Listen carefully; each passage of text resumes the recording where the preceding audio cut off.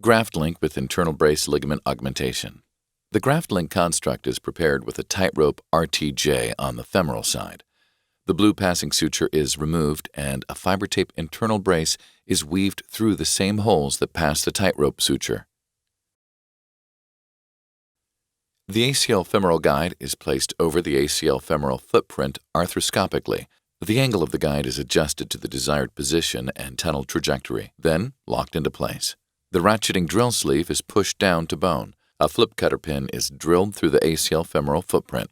The tapered portion of the step drill sleeve is tapped into the tibia 7 mm, or when resistance is felt when reaching the femoral cortex. The flip cutter is flipped into the cutting position and retrograde drilled back to the sleeve to create a socket. The flip cutter is removed. A fiber stick is passed through the drill sleeve and retrieved out of the lateral portal and docked for later graft passage. The step drill sleeve is removed.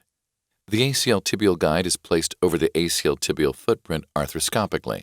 The angle of the guide is adjusted to the desired position and tunnel trajectory, then locked into place. The ratcheting drill sleeve is pushed down to bone. A flip cutter pin is drilled through the ACL tibial footprint. The tapered portion of the step drill sleeve is tapped into the tibia 7 mm, or when resistance is felt when reaching the tibial cortex. The flip cutter is flipped into the cutting position and retrograde drilled back to the sleeve to create a socket.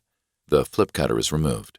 A tiger stick is passed through the drill sleeve, and the fiber stick and tiger stick sutures are retrieved from the medial portal. The step drill sleeve is removed. With the fiber stick suture, the femoral side of the GraftLink is passed into the femoral socket until the tightrope button flips on the femoral cortex. The tightening sutures of the tightrope are used to advance the GraftLink into the femoral socket. With the tiger stick suture, the internal brace and the ABS tightrope are passed into the tibia. With the knee in extension, an 11 mm concave button is used for the GraftLink tibial fixation. Before tensioning the GraftLink, the internal brace is anchored. Using a spade tip drill, followed by the tap, the internal brace is placed into the eyelet and the 4.75 mm swivel lock is screwed into the drilled hole. The knee is taken through a range of motion, then final tensioning is made on the GraftLink.